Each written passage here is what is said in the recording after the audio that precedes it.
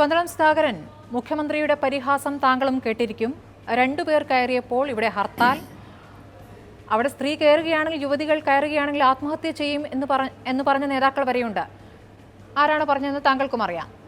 ഇവിടെ ഒന്നും നടന്നിട്ടില്ല, ആത്മഹത്യ നടന്നിട്ടില്ല, ഈ ഭീഷണികളൊന്നും വിലപ്പോയിട്ടില്ല. രണ്ട് സ്ത്രീകൾ കയറിയ ഘട്ടത്തിൽ നിങ്ങൾ കരിദിനം ആചരിച്ചു, ഹർത്താൽ ആചരിച്ചു BJP. ഹർത്താലിൻ്റെ ബാക്കി പത്രം ഇന്നും തുടരുകയാണ്. ഇന്നിപ്പോൾ മറ്റൊരു സ്ത്രീ കയറിയിരിക്കുന്നു. എന്താണ് സംഭവിച്ചിരിക്കുന്നത്? തന്ത്രി ശുദ്ധിക്രിയയ്ക്ക് പോലും തയ്യാറായിട്ടില്ല. അപ്പോൾ അത് അതിൻ്റെ സ്വാഭാവികതയിലേക്ക് കടക്കുകയാണ്.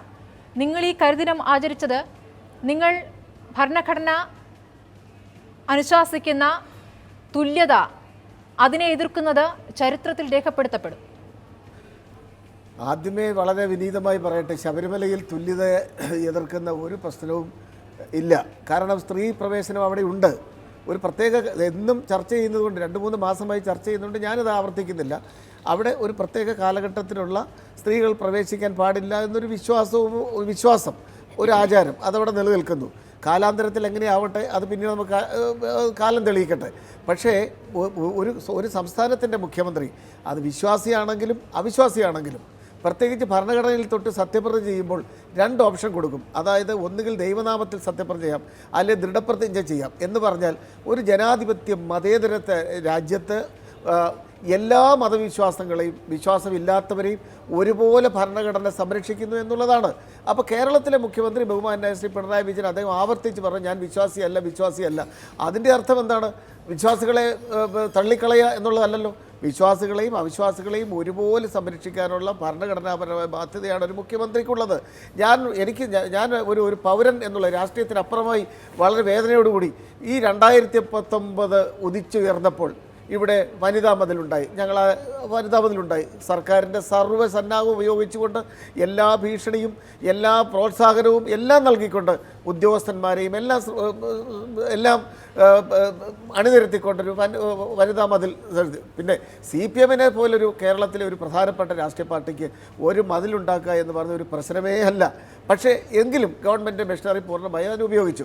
ആ മതിലിൻ്റെ വൻമതിൽ എന്നൊക്കെ മാധ്യമങ്ങൾ കണ്ടല്ലോ. മതിൽ പൊളിഞ്ഞ കാര്യം നമുക്ക് പലയിടത്തും അറിയുകയും ചെയ്യാം. എന്തായാലും കാര്യം ക്യാമറയുടെ കണ്ണുകൾ കെട്ടാൻ കഴിയില്ലല്ലോ. എന്നാലും ആ മതിലിന് ശേഷം പിറ്റേ ദിവസം എന്താ, ആ മതിലിലേക്ക് എല്ലാവരും ശ്രദ്ധിച്ചുകൊണ്ടിരുന്ന സന്ദർഭത്തിൽ അവിടെ രണ്ട് ആക്ടിവിസ്റ്റുകൾ എന്ന് പറയുന്നത് തെറ്റിദ്ധരിക്കരുത്. ആക്ടിവിസ്റ്റുകൾ നാടിൻ്റെ നന്മയ്ക്ക് വേണ്ടി പ്രവർത്തിക്കുന്നവരുണ്ട്, സാമൂഹ്യ മാറ്റത്തിന് വേണ്ടി പ്രവർത്തിക്കും. പക്ഷേ അതിൽ ദുരുദ്ദേശപരമായി ഇറങ്ങുന്നവരുണ്ട്. ആ നിലയിലാണ് കടകംപള്ളി പറഞ്ഞിട്ടുള്ളത്, നമ്മളൊക്കെ പറയുന്നത്. അങ്ങനെ നിങ്ങളുടെ ഉദ്ദേശം സതുദ്ദേശം അതേ തരത്തിൽ മറ്റുള്ളവർ അതേ സതുദ്ദേശം കൊണ്ടുവരുമ്പോൾ, അല്ലെങ്കിൽ നിങ്ങൾ ഉദ്ദേശിക്കുന്നതല്ല അവരുടെ സതുദ്ദേശം, അത് ദുരുദ്ദേശമാണെന്ന് നിങ്ങൾക്ക് പറയാനും പറ്റില്ല. അവിടെ 2 സ്ത്രീകൾ കയറിയിരിക്കുന്നു. അതിലൊരു സ്ത്രീ ഭരണഘടന തർജ്ജമ ചെയ്യാനിരിക്കുകയാണ്. അത്രത്തോളം ഭരണഘടനയിൽ വിശ്വസിക്കുന്നത് നടപ്പാക്കണമെന്ന് ആഗ്രഹിക്കുന്നു ബിന്ദു. അവരുടെ പ്രതികരണം വരികയും ചെയ്തിരിക്കുന്നു. ഞാൻ ചോദിച്ചത്, ഇന്നിപ്പോൾ 3ാമത്തെ സ്ത്രീ കയറുമ്പോൾ അതിൻ്റെ ഒരു സ്വാഭാവികതയിലേക്ക് വരികയാണ്. നിങ്ങൾക്ക് ഇന്ന് കരിദിനവുമില്ല, തന്ത്രിക്ക് ശുദ്ധികലശവുമില്ല. ഇനി നാളെയും മറ്റന്നാളും ഒക്കെയായി ഒരുപാട് പേർ വന്നെന്നിരിക്കും. ഈ പറയുന്ന പോലെ നിങ്ങൾ തന്ത്രമാണ്, ഇരുളിൻ്റെ മറവിൽ സാധനം കയറ്റുന്നു എന്ന മട്ടിൽ. ഇതൊക്കെയാണ് കോൺഗ്രസ് നേതാക്കളുടെ പ്രതികരണം. 2 സ്ത്രീകൾ കയറുന്നതിനെ പറയുകയാണ് സാധനം, വസ്തു കയറ്റുന്നു എന്ന മട്ടിൽ. അത്രത്തോളം നിങ്ങൾ സ്ത്രീകളെ ബഹുമാനിക്കുന്നു. ഈ തരത്തിലുള്ള പ്രതികരണങ്ങൾ വരുന്നു. അത് എത്ര ദിവസം തുടരാൻ സാധിക്കും? ഇന്നിപ്പോൾ അതിൻ്റെ സ്വാഭാവികതയിലേക്ക് വന്നു എന്നാണ് മുഖ്യമന്ത്രിയുടെ പരിഹാസം. അതിന് നിങ്ങൾക്ക് മറുപടിയുണ്ടോ? എവിടെ ആത്മഹത്യ, എവിടെ ഹർത്താൽ, എവിടെ കരിദിനം? അല്ല, ഈ 2 സ്ത്രീകൾ കയറി എന്ന് പറയുന്നത് സ്ത്രീകൾ അവർ തന്നെ പറഞ്ഞുള്ളൂ, ഞങ്ങൾ വിശ്വാസികളൊന്നും അല്ലെന്ന്. അതവിടെ നിൽക്കട്ടെ, അവരുടെ വിശ്വാസം അളക്കാനുള്ള ആളൊന്നും ഞാനല്ല. രണ്ടാമത്, ഈ ഒരു കേരളത്തിൻ്റെ ഒരു മുഖ്യമന്ത്രി, അത് ഏത് പാർട്ടിപ്പെട്ട ആളാണെങ്കിൽ മുഖ്യമന്ത്രിക്ക് ചില ഉത്തരവാദിത്തമില്ലേ? അദ്ദേഹം ഇന്ന് പരിഹാസത്തോടുകൂടി ഇന്ന് വൈകിട്ട് കേരളത്തിലെ ജനങ്ങളോട് പറഞ്ഞത് എന്താ? അവിടെ 1 അല്ല 2 പേര് കയറി, നിങ്ങൾ എന്ത് ചെയ്യും? അല്ലെങ്കിൽ എന്ന് പറഞ്ഞൊരു പരിഹാസം ശരിയല്ല. കാരണം ഞാൻ പറഞ്ഞല്ലോ, ഈ 1-ാം തീയതി മുതൽ മതിലിന് ശേഷമുള്ള ഈ നിമിഷം വരെ കേരളത്തിലെ മിക്കവാറും സ്ഥലങ്ങളിൽ 144 പ്രഖ്യാപിച്ചിരിക്കുകയാണ്. ഒന്ന് ആലോചിച്ച് നോക്കൂ. ഇനി ഒറ്റ ഉത്തരവ് ഇറക്കിയാൽ മതി, കേരളം മുഴുവൻ 144, കേരളം മുഴുവൻ നിരോധനാജ്ഞ. DGP വിളിച്ച് SP-മാരോട് പറയുന്നു, നിങ്ങൾ എവിടെ നോക്കിക്കൊണ്ടിരിക്കുകയായിരുന്നു? ഇവിടെ പ്രശ്നങ്ങൾ ഉണ്ടാകുമെന്നുള്ളത് കണ്ടറിയാൻ നിങ്ങളുടെ ഇൻ്റലിജൻസ് ഡിപ്പാർട്ട്മെൻറ്റ് കഴിഞ്ഞില്ലേ? അപ്പോൾ ഇൻ്റലിജൻസ് പരിപൂർണ്ണമായും പരാജയപ്പെട്ടു എന്ന് DGP പറയുന്നു. യഥാർത്ഥത്തിൽ ഉത്തരവാദിത്തമാരെ ഇതിന് നിർദ്ദേശം കൊടുക്കേണ്ടത്, അറിയേണ്ടത് ബഹുമാനപ്പെട്ട മുഖ്യമന്ത്രിയല്ലേ, ആഭ്യന്തര വകുപ്പിന് ചാർജുള്ള. അപ്പോൾ മുഖ്യമന്ത്രി തന്നെ പരാജയം സമ്മതിച്ചിരിക്കുന്നു. ഇന്നിപ്പോൾ പിന്നെ മറ്റൊന്ന് എന്താണ്? ഭരണകക്ഷിക്ക് നേതൃത്വം നൽകുന്ന മുഖ്യകക്ഷി ആരാ? CPM ആണ്. അവരുടെ കൂടി ഉത്തരവാദിത്വമല്ലേ ക്രമസമാധാനം നിലനിർത്താൻ സഹകരിക്കുക എന്നുള്ളത്? ഇത് വാളും പരിചയവുമായി ഒരു വശത്ത് BJPയും ഒരു വശത്ത് CPM-ഉം, അതായത് അതിലേക്ക് നമുക്ക് വരാം. പക്ഷെ അപ്പോഴും ഈ യുവതീ പ്രവേശം സാധ്യമാക്കിയ വിഷയത്തിൽ അത് അതിന്റെ സ്വാഭാവികതയിലേക്ക് കടക്കുമ്പോൾ നിങ്ങൾക്ക് എന്താണ് മറുപടി? അല്ല, അവിടെ ബഹുമാനപ്പെട്ട സുപ്രീം കോടതിയുടെ ഒരു ഉത്തരവ് നടപ്പിലാക്കാൻ ഏതൊരു ഗവൺമെൻറ്റും ബാധ്യസ്ഥമാണ്. ഇവിടെ അതല്ലല്ലോ പ്രശ്നം. ഇവിടെ നവോത്ഥാന നായകനാകുന്നതിന് വേണ്ടി വെമ്പൽ പൂണ്ടുകൊണ്ട് എന്തെല്ലാം ശ്രമം നാടകം നടത്തിയാണ് രണ്ടുപേരെ അവിടെ കയറ്റി എന്ന് പറയുന്നത്. അത് ഭക്തന്മാർക്ക് വേണ്ടിയല്ല, അവിടെ സ്ത്രീ സമൂഹത്തെ രക്ഷിക്കുന്നതിന് വേണ്ടിയല്ല, അവരുടെ അവകാശങ്ങൾ സംരക്ഷിക്കുന്നതിന് വേണ്ടിയല്ല, അവരെ ബഹുമാനിക്കുന്നതിന് വേണ്ടിയല്ല. ഞാൻ ചോദിട്ടെ, ഈ സുപ്രീം കോടതി വിധി എന്ന യാഥാർത്ഥ്യം മറച്ചുവെച്ചുകൊണ്ട് മുഖ്യമന്ത്രിക്കെതിരെ മാത്രം നിങ്ങൾക്ക് ഈ പട നയിക്കാനാവില്ല. ഇവിടെ നടന്നിരിക്കുന്ന അക്രമ സംഭവങ്ങൾ അത് നമുക്ക് ചർച്ച ചെയ്യേണ്ടതുണ്ട്. അതിൽ കൃത്യമായി വീഴ്ച വന്നിട്ടുണ്ടെന്നുള്ള വാർത്തയുണ്ട്. ഇന്ന് അതിന്റെ തുടർച്ചയുണ്ട്, അതിലേക്ക് വരേണ്ടതുണ്ട്. പക്ഷെ ഞാൻ ചോദിക്കുന്നത്, അവിടുത്തെ യുവതി പ്രവേശം അത് സാധ്യമായിരിക്കുന്നു. അത് രണ്ടാമത്തെ ദിവസം നടക്കുമ്പോൾ അത് അതിന്റെ സ്വാഭാവികതയിലേക്ക് വരുന്നു. നിങ്ങൾക്കതിൽ ഒരു പ്രതിഷേധം ഇനി നടത്താനാവില്ല. അങ്ങനെയെങ്കിൽ ഇനി എല്ലാ ദിവസവും പ്രതിഷേധം എന്ന നിലപാടിലേക്ക് പോകേണ്ടി വരും. അല്ലെങ്കിൽ BJP ഇനി മുഖ്യമന്ത്രി രാജിവെക്കണമെന്ന് ആവശ്യപ്പെട്ടുകൊണ്ട് രഥയാത്ര അടക്കം നടത്താനിരിക്കുകയാണ്.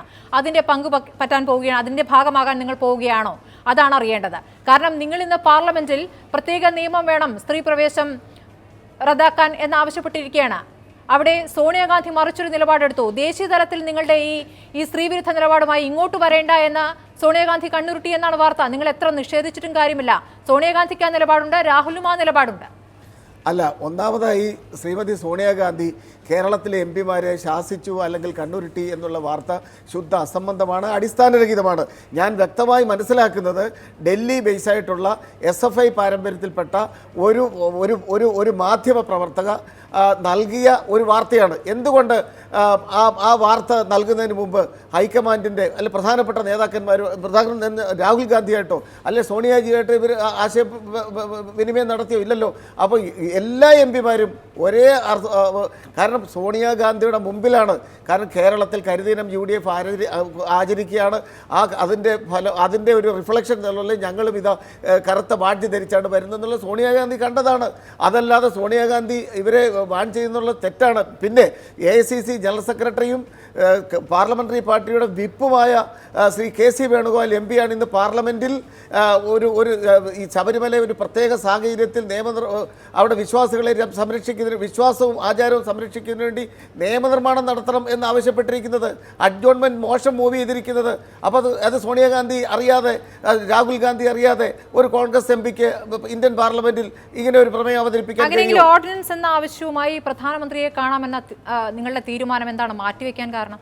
അല്ല, ഇന്ത്യൻ പാർലമെൻറ്റിൽ തന്നെ ഒരു മോഷൻ വന്നിരിക്കുകയല്ലേ, അതിനുശേഷം തീരുമാനിക്കാമല്ലോ. അതുകൊണ്ടാണ്. അതല്ലാതെ കേരളത്തിൽ, ഞാൻ പറഞ്ഞല്ലോ, കേരളത്തിൽ ഹൈക്കമാൻഡിൻ്റെ പരിപൂർണമായ പിന്തുണയോടുകൂടി തന്നെയാണ്. കാരണം ഇവിടെ സ്ത്രീ പ്രവേശനം എതിർക്കുകയല്ലല്ലോ, സ്ത്രീ വിവേചനം അല്ലല്ലോ. ഞങ്ങളുടെ പരിപൂർണമായ പിന്തുണ എന്നല്ല രാഹുൽ ഗാന്ധി പറഞ്ഞിരുന്നത്. രാഹുൽ ഗാന്ധി തന്റെ നിലപാട് വ്യക്തമാക്കി. നിങ്ങൾ പക്ഷേ മറ്റൊരു നിലപാടെടുക്കുന്നു അവിടുത്തെ സാഹചര്യം അനുസരിച്ച് എന്നാണ് അദ്ദേഹം പറഞ്ഞത്. അദ്ദേഹത്തിന്റെ എതിർപ്പ് കൃത്യമായി മനസ്സിലാക്കുന്നതായിരുന്നു ആ പ്രതികരണം. താങ്കൾ അത് കേട്ടില്ല എന്ന് തോന്നുന്നു. ഇപ്പോഴല്ല, വളരെ മുൻപ്. അല്ല, ഞാൻ പറഞ്ഞല്ലോ, കേരളത്തിലെ പ്രത്യേക സാഹചര്യം. കാരണം ശബരിമല എന്ന് പറയുന്ന ഒരു പ്രത്യേക തരത്തിലുള്ള ഒരു തീർത്ഥാടന കേന്ദ്രമാണ്. അവിടെ ജാതിയില്ല, മതമില്ല, പ്രാദേശികതയില്ല, പാർട്ടിയില്ല, ഒന്നുമില്ല. എല്ലാവർക്കും തുല്യത കൽപ്പിക്കുന്ന. സ്ത്രീകൾ, യുവതികൾക്ക് മാത്രം അയിത്തം. അതാണ് ഭരണഘടന. ഈ സുപ്രീം കോടതി വിധിയിൽ പ്രത്യേകമായി പറഞ്ഞിരിക്കുന്നത് ഒരു പ്രത്യേക പ്രായത്തിലുള്ള സ്ത്രീകളെ മാറ്റി നിർത്തുക എന്നാൽ അത് അയിത്തം തന്നെയാണ്.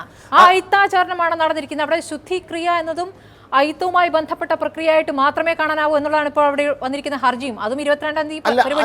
അല്ല, അങ്ങനെയാണ്. ഞാൻ കൃത്യമായിട്ടൊന്ന് ചോദിക്കട്ടെ. സ്മൃതിയാണെങ്കിൽ ഒരു മലബാറുകാരിയും കൂടിയാണല്ലോ.